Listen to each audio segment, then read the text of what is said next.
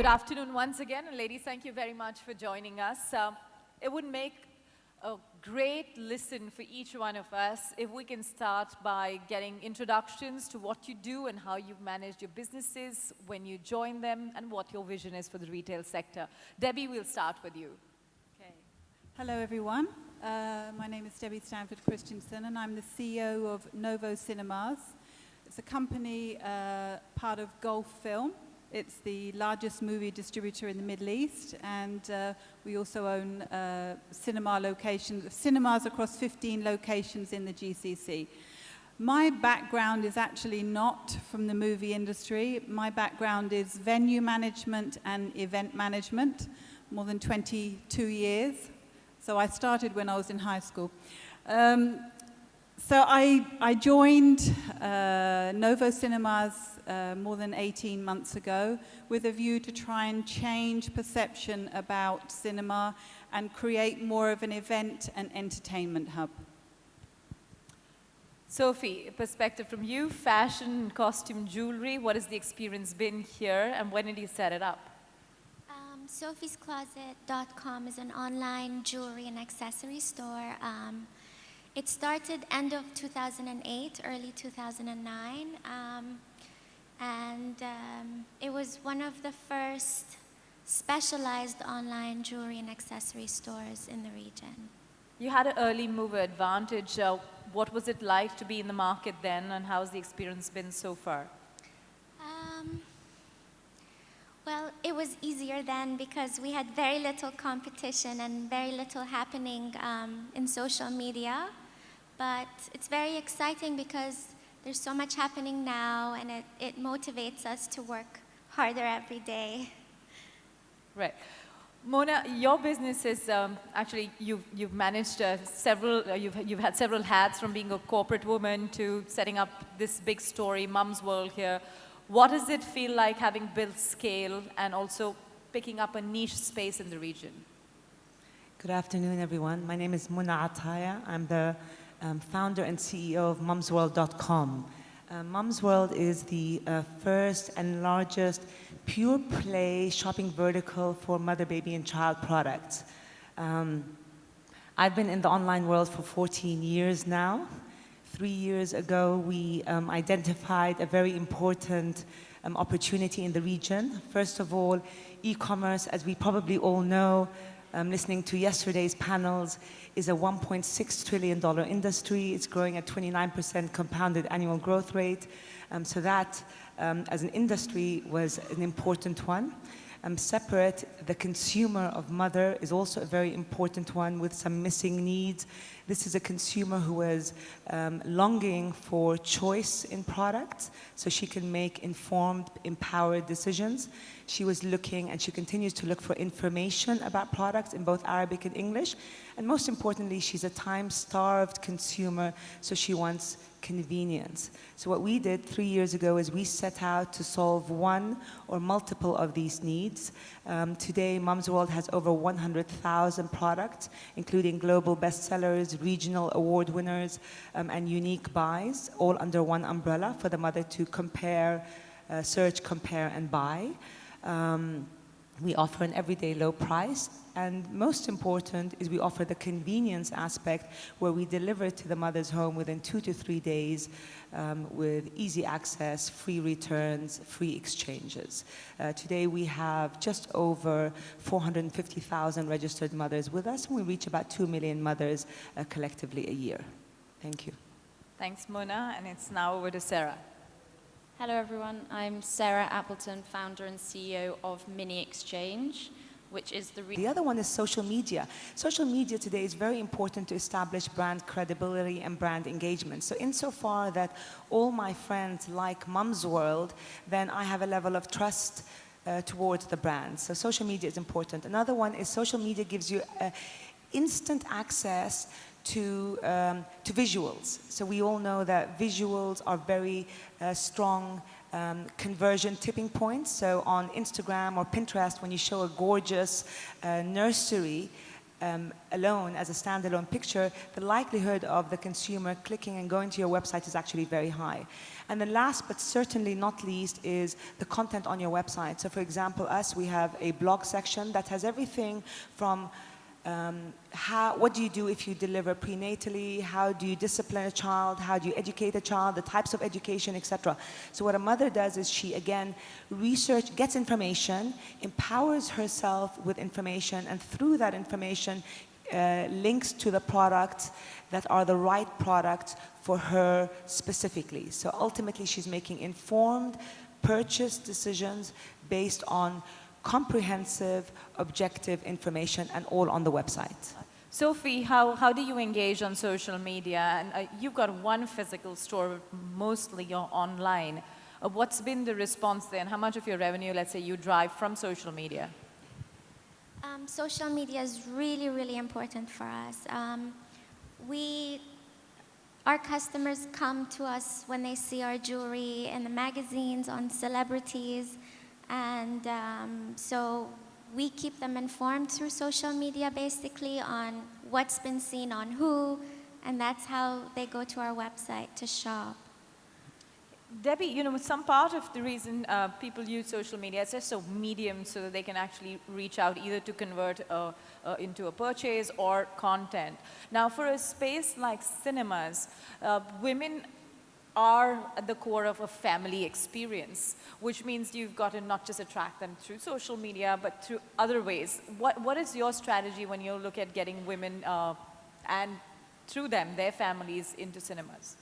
Okay, again, social media is very important for us. I think it was like Mona was mentioning, women like to research. So again, with our movies, the women like to research what's coming, what's going to be suitable for her children, again, what movie she'd like to watch with her husband. So she also makes that decision on the couple cinema experience. So majority through Facebook, through Instagram.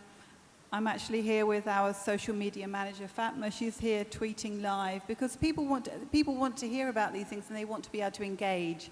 So it's about setting the platform but being engaging, giving them the opportunity to give feedback and us responding back to them. Competitions, again, they respond very well to the online competition. So right. Facebook's a very big medium for us. So on a scale of 1 to 10, what would you say, how much would you say women influence decisions for a company like Novo? See, this is difficult. There are so many men in this room, and whatever I would say probably about 70%.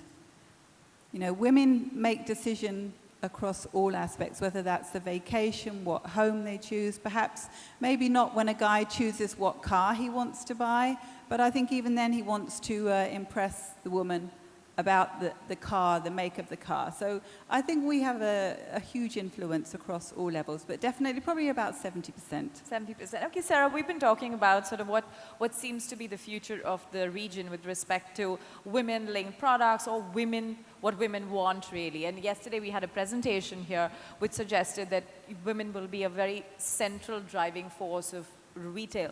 When women are out there, what do you think they're looking out for in terms of a retail experience? You're currently an online mini exchange, but even as a woman entrepreneur yourself, when you step out, what are you looking at to attract your attention based on the experience you've seen here? So I think, you know, as Mona said again, it's one in terms of how you get their attention, and that's the touch points that you're speaking to them through.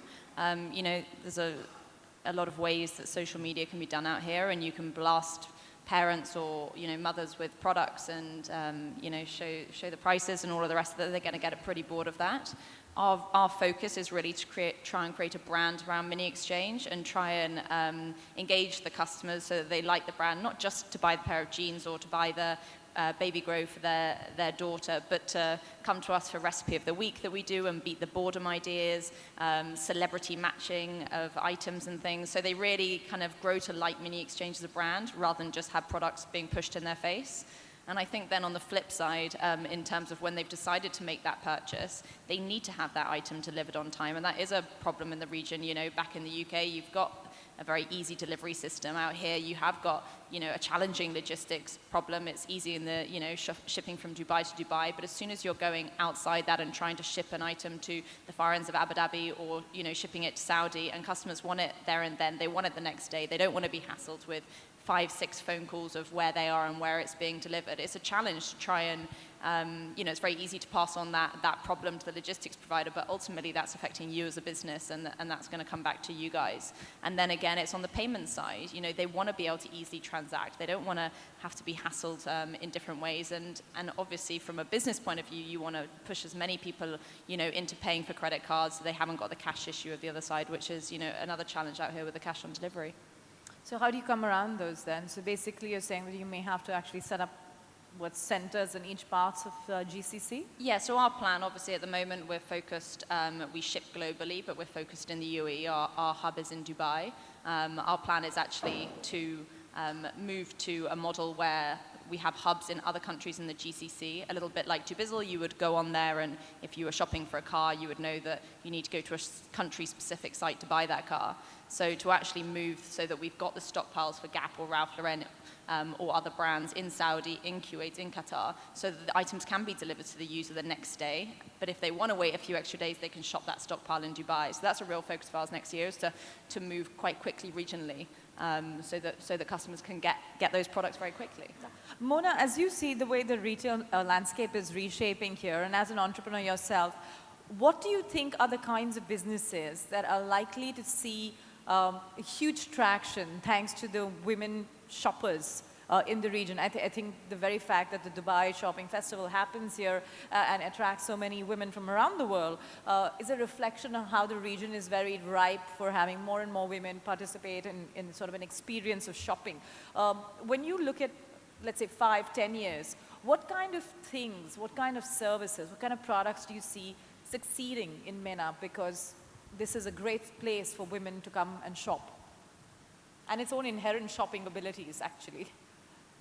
So you're asking me a very difficult question here, so I have my little magic ball, but I mean,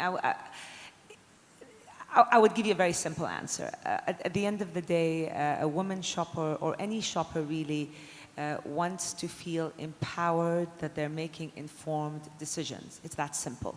So insofar that I, as a consumer, can feel that I'm not being cheated, that I am given all the information that I need, the choice that I need, and the convenience and the respect that I need as a consumer, that tipping point is going to be there. So insofar that a product or service can come in and deliver that, then I think you have a winning equation. Right. Indeed, and that winning equation is the one that I think is still sort of taking shape in this part of the world. As someone said, that there's only 1 in a billion chance that a woman enters a store and comes out buying exactly what she went in to buy. It's a higher chance that she's coming back with a clutch of products rather than just one piece of what she had intended to go in and buy. And I think the play is on that psychology as one goes forward. Debbie, again, I want to take you to that notion that when women shop, they look for something beyond. And she talked about the idea of empowerment, and I want to just broaden that to consuming design, to consuming experiences, to consume product and services, of course. But at the end of the day, it's about having an emotional connect with what you are doing or what you are participating in. How do you, as a female leader, try to imbibe that in your brand philosophy? For us, it's about making sure that we, yes, deliver on value, give choice, but it's about the before, the during, and the after. So it's not about a matter of just going to watch a movie anymore. It's about the entire experience. And I think women, if they have a bad experience, are less forgiving than men are. Whether if you go to a restaurant, if you go and see a show or anything, if you have a bad experience, you're less likely to go back. Men, I think, are quite different in that. They'll think, well, it'll be fine next time. We're less forgiving. So for us, it's about making sure that the before, the during, and the after are flawless. How they're greeted. Everybody needs to be made to feel special. So our frontline staff, for us, they're our brand ambassadors. We have to make sure we give them the tools to be able to deliver the right message. So it's how we treat our staff, how we develop our staff, how we invest in training them, making sure that every person who comes through our doors has that wow factor experience, and they go away thinking, wow, it was really great. It wasn't just about the movie. I felt so welcome. It was such a great experience. I'll be coming back. So for us, it's about making sure absolutely we give value for money, but we make everybody feel special, because every visit is an experience. It has to be a memorable one. I think there's one thing that you said many people here would resonate with, that women can be a little more unforgiving than forgiving. But Sophie, so that's true for social media as well, right? I mean, if women don't like something, they would go out and share that opinion. And the only difference between men and women on that front is that 1,000 friends of that particular woman would say, hey, this one had a bad experience. Maybe I think I'll agree with her, or I'll take her advice and not go. Men, as she said, may still give it a shot. How do you deal with the good, bad, and ugly of social media when it comes to a brand like yours? Definitely, we keep an eye on our very close eye on our social media to make sure that we see any feedback or message that a customer has left and try to change it for a positive. I mean, if they've bought something that broke, or they had a problem with something they bought, we try to find a solution with the customer, either by giving them a new piece, repairing that piece, just communicating with them to find a solution for that issue, because I believe that one bad feedback can be very, very damaging for the brand. So we make sure we don't leave any unhappy customers. Sure, but when you scale up, you do have that challenge, and you don't necessarily have the time, energy, or the patience to reply to every single social media complaint.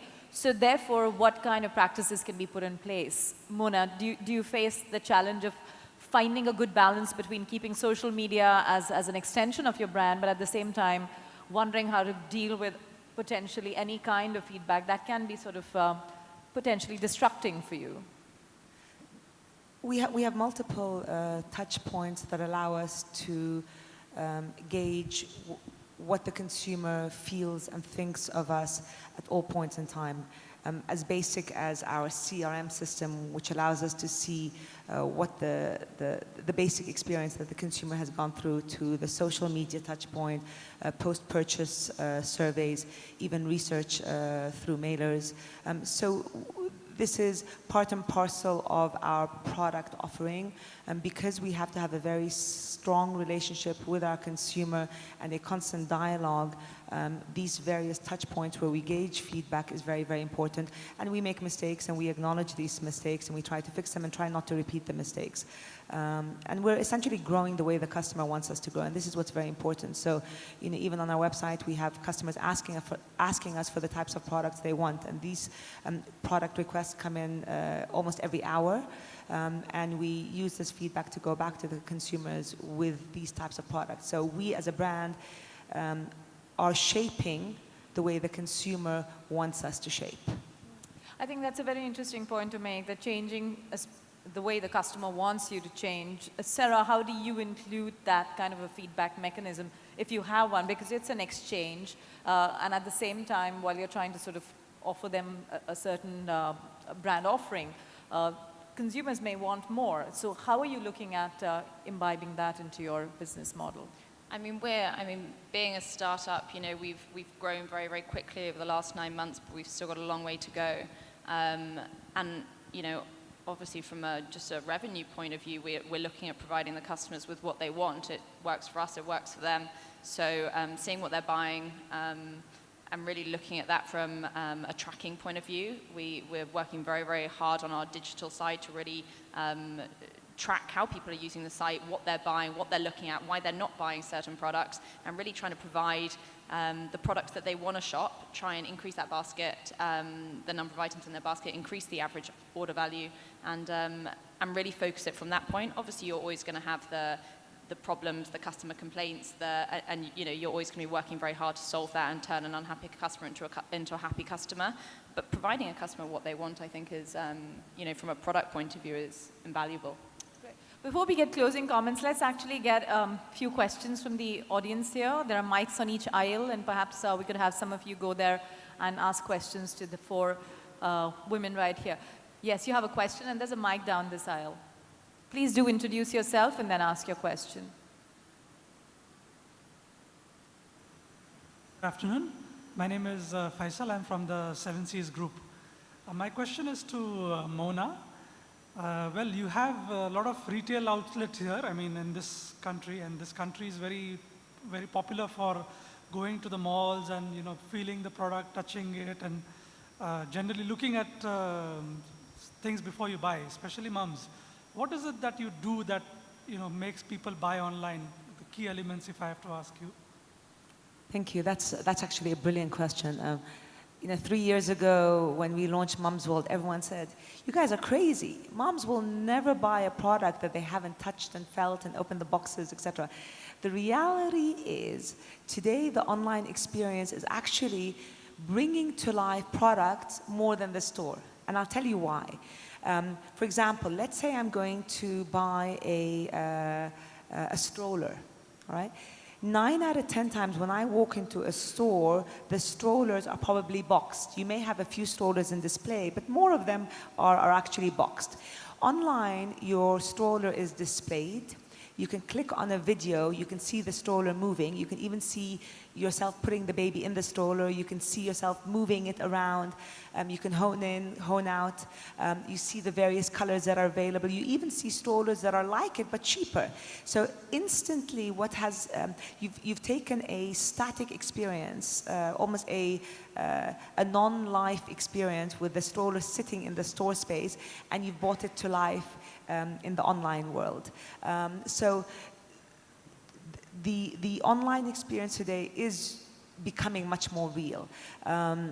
Similarly with toys, mothers, for example, need education on what's better, for example, motor movement of their child or sensorial development of their children. That's the type of information you cannot get in store. Rather, online, you get all the information, you see the product, again, out of its box, you see it moving in, moving out, you see the various colors, you see videos, you see testimonials. All of that makes you as a consumer feel that you're actually already engaging with the product. All of that aside, the beauty of the online experience is it's an experience that's very fluid. So let's say I did get my 1,000 dirham stroller sent to my home today, and I open the door and the courier service is handing me my stroller. If I didn't like it for whatever reason, I can return it. So within 2 days or less, I have a new stroller at my doorstep. So that element of convenience is unparalleled.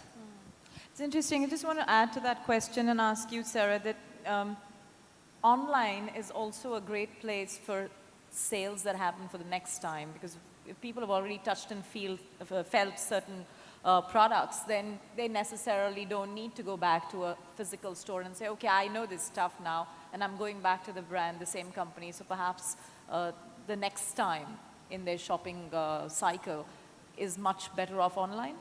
So for us, exactly. For us, being a slightly different business model and having items that are new and like new on the platform, you know, people come to us the first time, and in the Western world, it might be a very obvious platform. There's a lot of marketplaces, there's a lot of different stores like this for men, women, and children. But out here, it is quite a new concept. So people will come to us and not really know what's going on. Are these items authentic? Where have they come from? Have they come from parents? Have they been used? What condition are they in? Where are they actually being held? And so to get a customer to actually transact on our site, our then key focus is getting them back again. And for us, that's been amazing to see the customers order a couple of items the first time they come to our site, check it's all real, even write into us and ask us these questions. And then actually within a week or two, the majority of them are always back on the site and ordering 10, 15, 20 items because they realize that actually it's a great deal. It's last season stock, it's come from the store itself, and it's being sold to them at a discount. So for us to actually acquire that customer the first time round, get them onto the website, is completely invaluable for us, and you know, it's worth a lot to invest in that for us. Okay, some more questions there?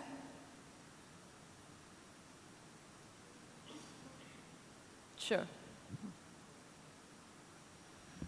Good afternoon, Mark Thompson from Motorola Solutions. I think you've given me a little bit too much insight into the way my wife shops, and I'd probably rather not know. But my question is, and it goes back to the theme of women in business, do you think women who set up a business does that make the business almost more empathetic, a more caring business, or is there no difference? Debbie, you want to start? We'll get everyone to answer that. Okay, obviously I'm the odd one out here because I have 3 amazing entrepreneurs by my side. But for me, I thrive in the corporate environment. But yes, I think women leaders they have the balance of empathy, the right balance. It doesn't mean to say that we're a soft touch, but it means that we address issues or problems or opportunities in perhaps a different way that our male counterparts would. If I can, sorry, just to add to that, I think what you find with leaders in general, again, whether they're men or women, is that they're motivated and driven by things that inspire them. So on a personal level, as a woman and as a mother, the need for feeling empowered that I was making the right choices for my 3 children was very real. When I had my children, I didn't feel empowered. I felt that I wasn't being the best mother because I didn't have the choices, I didn't have the right information. My life was not easy, to put it simply. So as a leader today, it's very important that that empowerment is translated to everything we do. And our entire corporate DNA is driven in that direction. So at the end of the day, what do you need to do as customer service, as logistics, as technology, etc., to make a mother's life easier? Because that's what we're here, bottom line, to do. Right. Sarah, do you want to add to that? I think you covered it, Debbie. I mean, from, my background is corporate finance, and I was definitely working in a male environment my whole life in London and then Dubai. So I've very rarely been surrounded by women in the working world, and especially senior leaders that are women, whether that be because they've had children and the organization wasn't able to support them in the way that, they needed to have the flexibility of timings to look after their children, which I think is a big shame. So from an organizational point, I mean, we're still very small at the moment, but going forward, I want to be able to have children and still run the business and still, be there for my kids and also be able to grow the business as well. And I want to bring women in that are in the same mindset and that can, put just as much effort and time into the business. Maybe that's flexible hours, maybe that's, working around their own schedules. And I don't think that leads them to be able to do any worse a job. And actually have maybe even more of a dedication to the job so that they can prove that they can do both of them. Sure. We're going to take very quick concluding remarks from each one, and then I'm going to actually go to the what, when, and how of the whole subject that we talked about. I'm going to start with you, Debbie, just for a brief take from you on why women matter to this market as leaders. Why do women matter to any market as leaders? I mean, we're passionate. I think everything that we do, we give it everything. And I think that's throughout life, whether you're working, whether you're a mother, as a wife, whatever. I think you give it your maximum. And I think that, for me, and I think Mona just touched on it as well, if you're passionate about something and you believe in something, and you want to deliver, it doesn't matter what industry you're in, you will succeed. Sure. That's my philosophy, and it always has been. Sophie, a word on what do women want in the MENA region? We're talking about the market being a focus space here, according to your interest in your business in luxury jewelry, costume jewelry. What do you think women want? What are the trends you're seeing?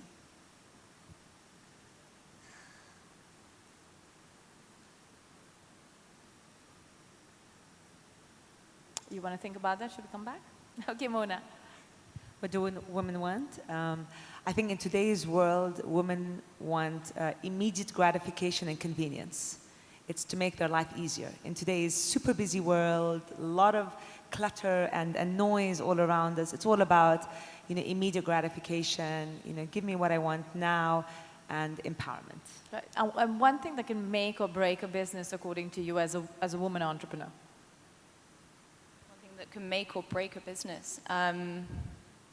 Not giving people the chance to really, I think, grow in an organization. I mean, we've had an intern come into our business when we first started who's from a very different background, been discriminated in her life, and hasn't been accepted through for different reasons. And she's come into our business and really grown over the last 6 months since she's joined, and wouldn't have necessarily had a chance at another organization, and is being hugely successful and hugely important to our business, and I think she will going forward as well. So I think, taking that as one small example and, extrapolating that across any business, I think giving people a chance and allowing them to prove themselves, whether that's a man, whether that's a woman, whatever background they're from, or whatever, nationality they are, and then see if they can do the job that's at hand. That's true. Brilliant. I think this panel does give you reason to believe as to why women should be part of any business, not just businesses that might be even targeted towards women influencers. Ladies, thank you very much.